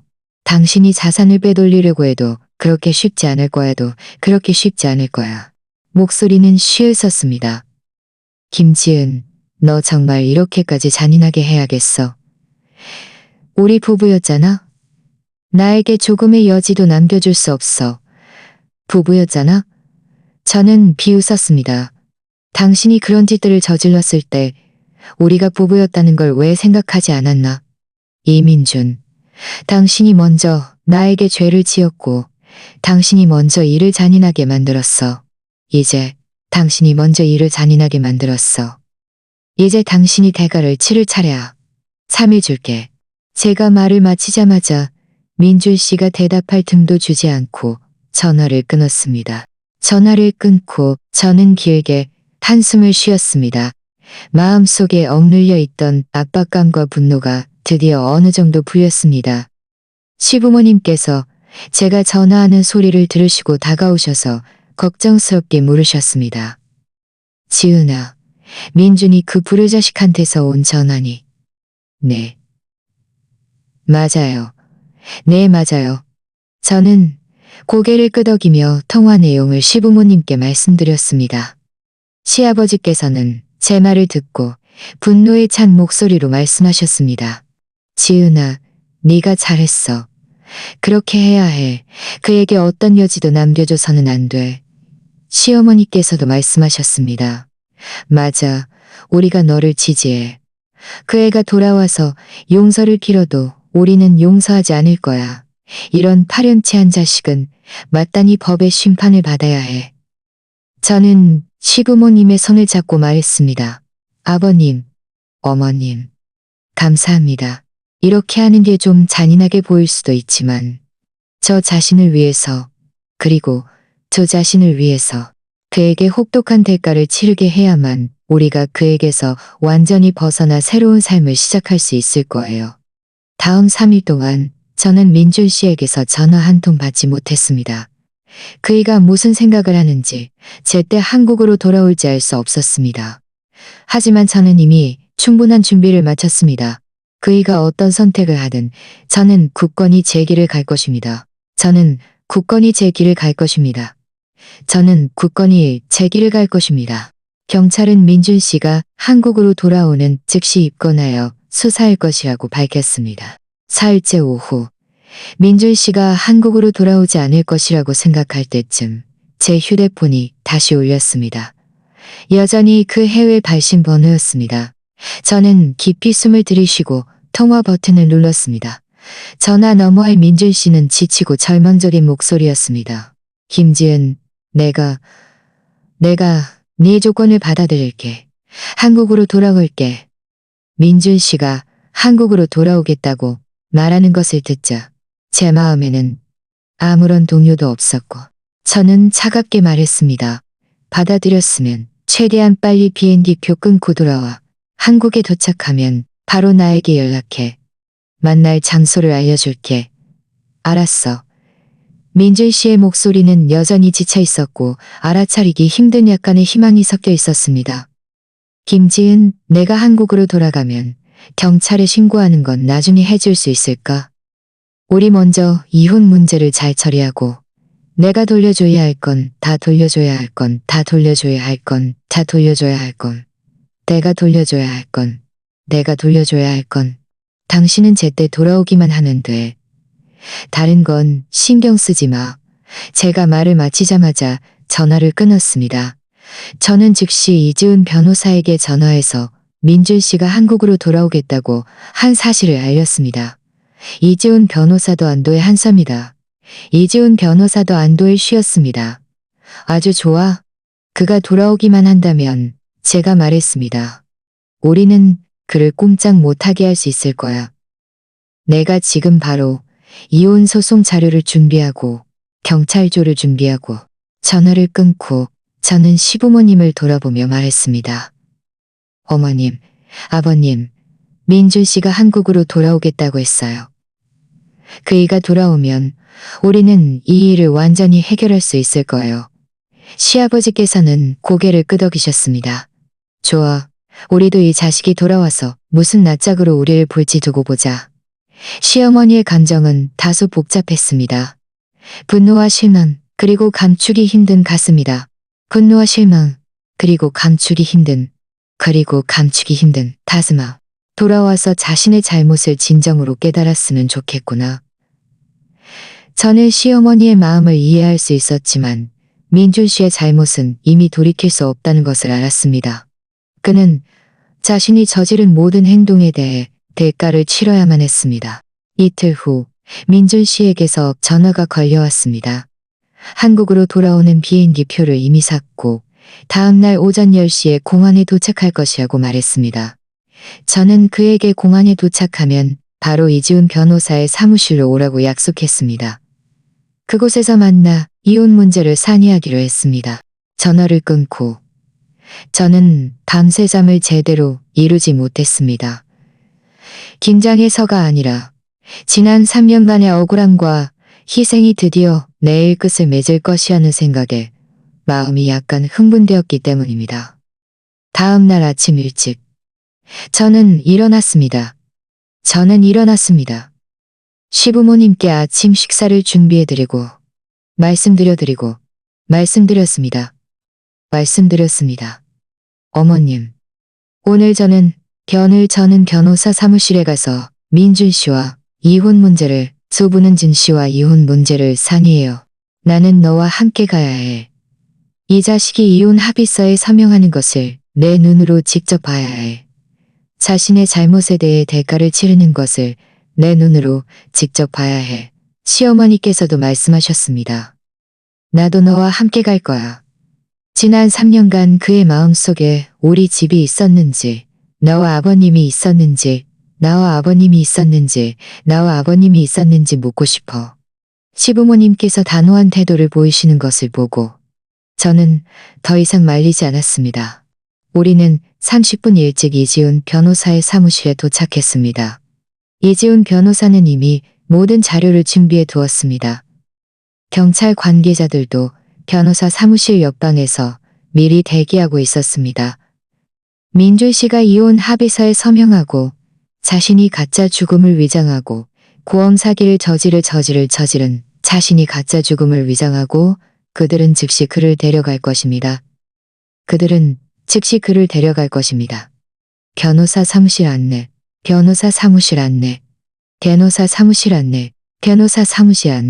저는 깊이 숨을 들이쉬고 고개를 끄덕였습니다. 준비됐어요. 얼마 지나지 않아 사무실 문이 열리고 민준 씨가 들어왔습니다. 그는 검은색 트렌치코트를 입고 있었고 머리카락은 다소 흐트러져 있었으며 얼굴은 창백했고 눈빛은 불안정했습니다. 싱가포르에서 보았던 기세등등했던 모습은 온데간데 없었습니다. 시아버지께서 그를 매섭게 노려보자마 몸이 확 굳어졌고 눈빛에는 죄책감과 당황스러움이 확 굳어졌고 이지훈 변호사가 맞은편 의자를 가리키며 차가운 목소리로 말했습니다. 민준 씨는 조심스럽게 앉았고 감히 우리를 똑바로 쳐다보지 못했습니다. 이지훈 변호사는 이혼 합의서를 그의 앞에 밀어놓으며 말했습니다. 이민준 씨, 이건 이혼 합의서를 그의 앞에 밀어놓으며 말했습니다. 이민준 씨, 이건 이혼 합의서에는 분명히 명시되어 있습니다. 또한 사기 혐의가 있습니다. 이민준 씨가 빼돌린 모든 재산은 민준 씨는 이혼 합의서를 집어들었습니다. 그의 손은 계속해서 떨렸습니다.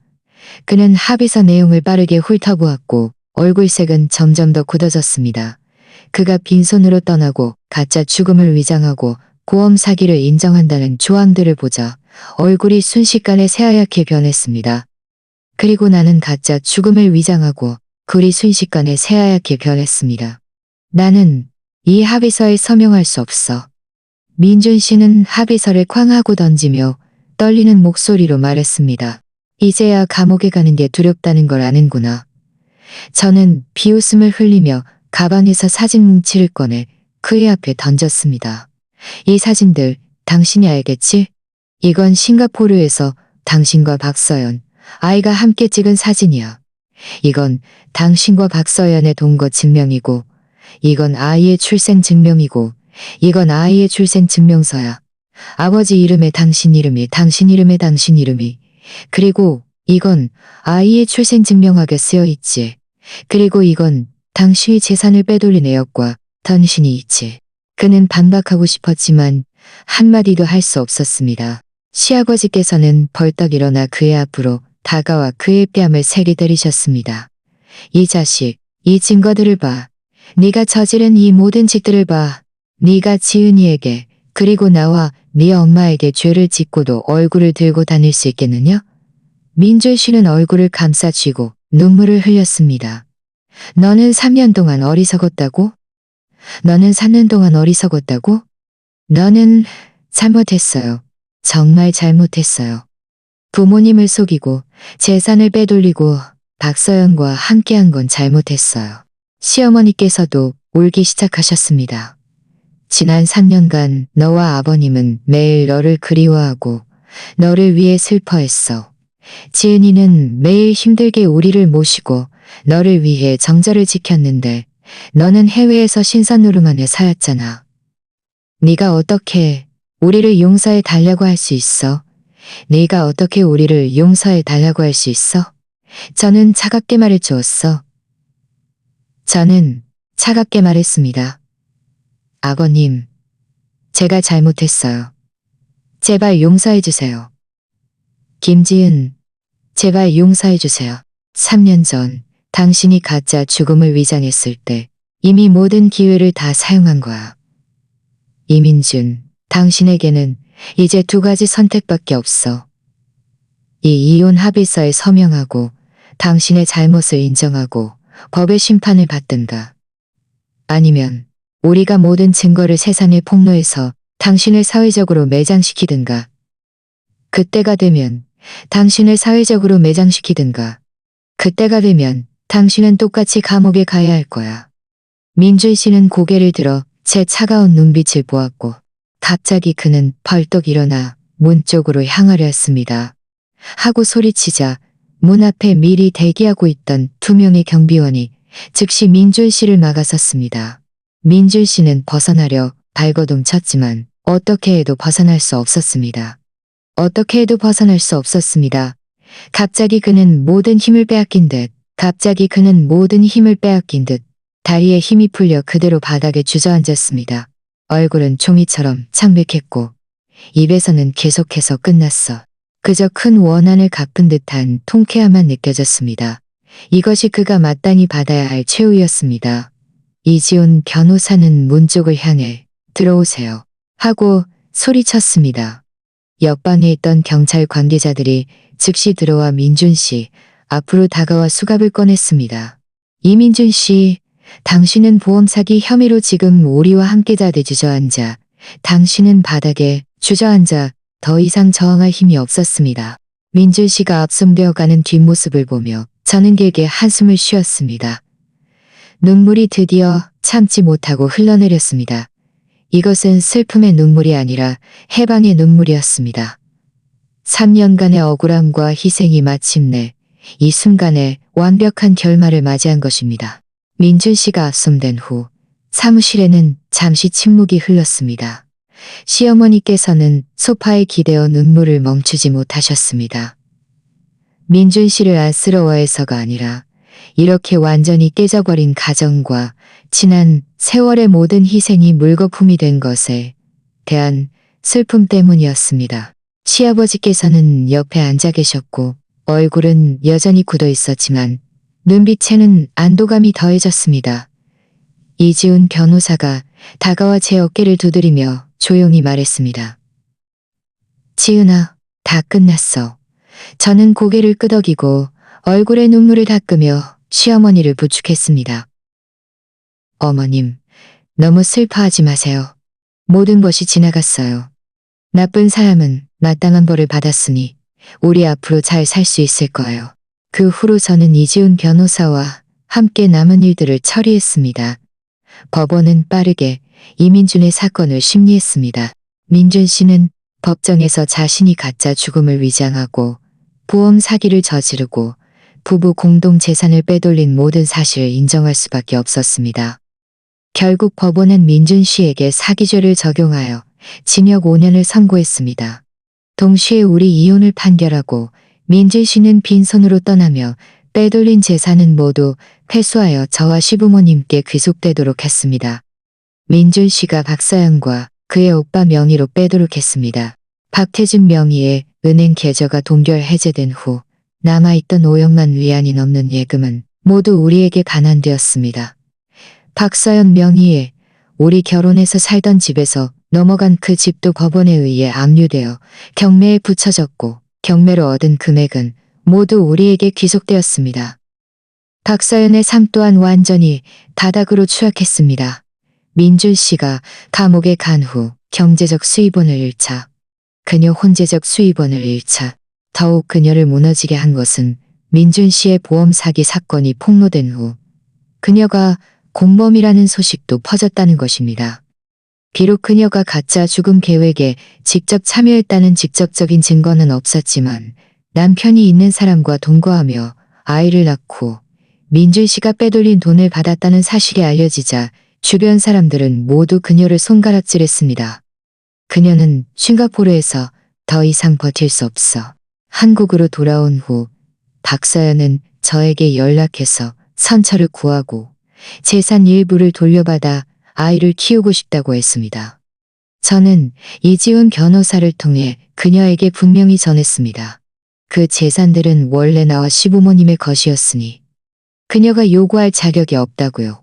게다가 그녀는 남의 가정을 파괴한 제3자로서 무사히 몸을 피한 것만으로도 천만다행이니 더 이상 헛된 망상을 품지 말라고 했습니다. 나중에 들으니 박서연은 아이를 데리고 고향으로 돌아간 후 악명 때문에 부모에게도 외면당하고 시댁에서도 받아주지 않아 혼자 허드렛일을 하며 아이를 키우느라 매우 힘든 삶을 살고 있다고 했습니다. 이 모든 것은 그녀 스스로 선택한 길입니다. 남을 원망할 필요 없습니다. 인과응보, 선악에는 반드시 보응이 따르는 법입니다. 그녀는 자신의 탐욕과 이기심에 대해 마땅한 대가를 치렀습니다. 재산을 모두 되찾은 후 저는 그 돈의 일부로 시부모님께 환경이 더 좋고 일상생활에 편리한 집을 사드렸습니다. 남은 돈 중 일부는 시부모님의 노후 자금으로 저축하고 다른 일부는 저 자신에게 투자했습니다.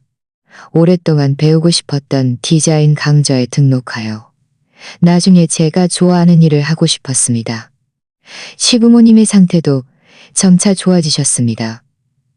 시어머니께서는 더 이상 예전처럼 침울해하지 않으시고 매일 동네 공원에 산책을 가고 가벼운 운동을 하며 많은 새로운 친구들을 사귀셨습니다. 시아버지께서는 가벼운 친구들을 사귀셨습니다. 두 분은 늘 제게 말씀하셨습니다. 예전에는 민준이를 위해 살았지만 이제는 우리 자신을 위해 살아야지. 노년 생활을 잘 즐겨야 해. 회사에서는 제 일을 알게 된 후 제가 갑작스럽게 출장을 중단한 것에 대해 꾸짖기는커녕 오히려 저를 더욱 인정해 주었습니다. 사장님께서는 저를 승진시키고 월급도 올려주셨으며 회사 디자인 부서를 맡게 해주셨습니다. 저는 이 기회를 매우 소중합니다. 어느 날 제가 퇴근하고 집에 돌아오니 시부모님께서 부엌에서 바쁘게 움직이고 계셨습니다. 식탁 위에는 제가 좋아하는 음식 몇 가지가 차려져 있었습니다. 제가 돌아온 것을 보시고 시어머니께서 웃으며 말씀하셨습니다. 지은아, 왔니? 어서 손 씻고 밥 먹자. 어서 손 씻고 밥 먹자. 우리 집이 다시 시작하는 좋은 날이고 우리 좋은 날이고 우리 축하해야지. 저는 의아해하며 물었습니다. 무슨 좋은 날이에요? 우리 노인네들이 상의해서 결정했단다. 앞으로는 우리도 안심하고 살 테니 너도 일 잘하고 혹시 좋은 사람 만나면 너 자신을 희생하지 말고 우리가 네가 다시 좋은 사람 만나는 것을 지지할게. 시아버지의 말씀을 들으니 제 마음이 따뜻해졌습니다. 시부모님께서 진심으로 저를 생각하고 계신다는 것을 알았습니다. 어머님, 아버님, 감사합니다. 하지만 두 분 말씀은 기억하고 있다가 나중에 좋은 사람 만나면 생각해 볼게요. 우리 세 사람은 식탁에 둘러앉아 식사를 하며 이야기를 나누었습니다. 분위기는 따뜻하고 화목했습니다. 창밖의 노을이 유리창을 통해 들어와 우리에게 비쳤고 따뜻한 기운이 감돌았습니다. 저는 눈앞의 시부모님을 감돌았습니다. 저는 눈앞의 시부모님을 감돌았습니다. 지난 3년간 배신과 기만을 겪고 너무나 많은 억울함과 고통이다. 인생은 긴 여정과 같아서 어려움과 좌절을 피할 수 없지만 우리가 본심을 잃지 않고 어려움에 굴하지 않는다면 정의는 반드시 찾아올 것이고 행복 또한 약속처럼 우리에게 찾아올 것이라는 것을요. 민준 씨는 감옥에서 복역하는 동안 사람을 통해 제게 메시지를 전해왔습니다. 저를 만나서 용서를 빌고 싶다고요. 저는 단번에 거절했습니다. 이미 상처는 깊이 새겨졌으니 용서는 불가능합니다. 저는 그저 그이가 감옥에서 잘 반성하고 자신의 잘못을 진정으로 깨달았으면 좋겠다고 바랄 뿐입니다. 시간이 흐르고 저와 시부모님의 삶은 점점 더 평온하고 행복해졌습니다. 저 또한 직장에서 좋은 성과를 거두며 회사의 핵심 인재가 되었습니다. 가끔 과거의 일들이 떠오를 때도 있지만 더 이상 예전의 분노와 억울함은 없습니다. 더 이상 예전의 분노와 억울함은 없습니다. 저는 저를 무너뜨리지 못한 모든 것들이 결국 저를 더 강하게 만들 것이라는 것을 압니다. 앞으로의 길은 아직 깁니다.